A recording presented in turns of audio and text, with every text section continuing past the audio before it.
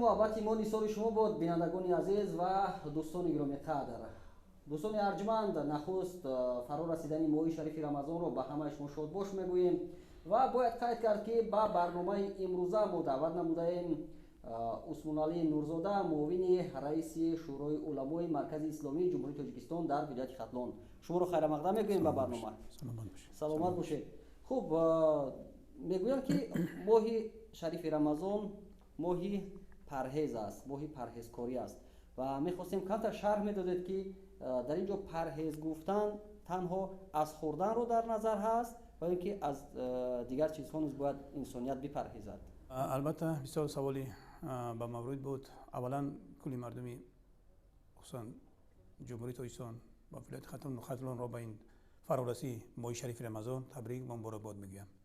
البته ماه شریف رمضان ماهی بسیار برکت، ماهی مبارک، ماهی برکت، ماهی خیر احسان، ماهی یعنی مهر محبت، اینا همش ببینید وابسته به روزه ماه شریف رمضان، ماه شریف رمضان.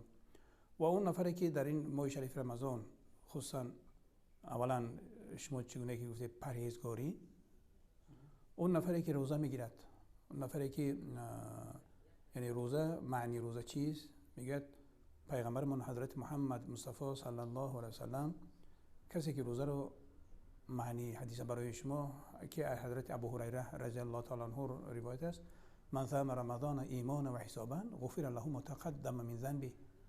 کسی اگر روزه ماه شریف رمضان رو حضرت ابو هریره روایت است که پیغمبر خدا صلی الله علیه و سلم فرمود نفر روزه ماه شریف رمضان رو از روی ایمانداری، از روی اخلاصمندی یعنی ادا کرد و گرفت، خداوند گناههای او را میبخشد. و ببینید در تحت این حدیث پیغمبرمون حضرت محمد مصطفی صلی الله علیه و سلم، یعنی انسان وقتی که روزه گرفت از خوردن و آشامیدن و بالای این یعنی معن باشد و خود رو نگه دارد و بالای این پرهیز نماید. یعنی پرهیزگاری، یعنی خاطر سخن وقتی که انسان رو میبینی، یک نفری رو میبینی روزه میگیرد، روزه ماه شریف رمضان، از خوردن و آشامیدن دور است و میبینی که مثلا معامله نیک دارد، میگه از زبانش فقط سخن نیک میبراید و بین جامعه یعنی یک احترام رو به جا میارد.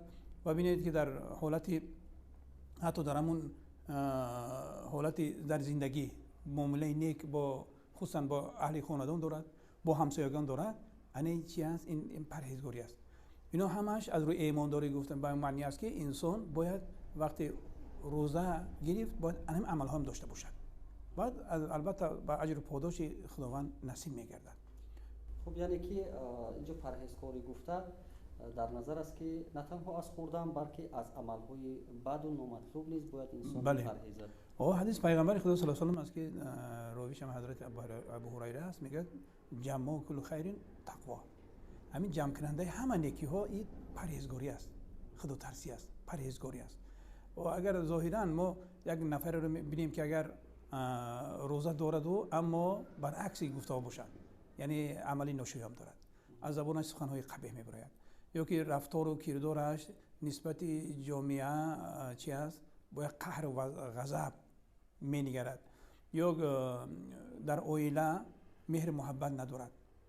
اینو ببینید، یا با همسایگان معامله نیک ندارد. البته این صفت حالا که اون نفری که گرچنده روزه هم گرفتگی باشد، البته اون ثواب در نمییابد.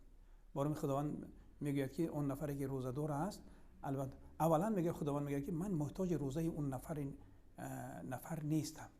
یعنی به حالی که با از خوردن و آشامیدن یعنی خود را نگه میداند، اما دیگر عملهایی که یعنی انجام میدهد چون بیان کردیم، البته اون نفر نزد خداوند قدر منزلت ندارد، نزد خداوند روزه او قبول هم نمیشود.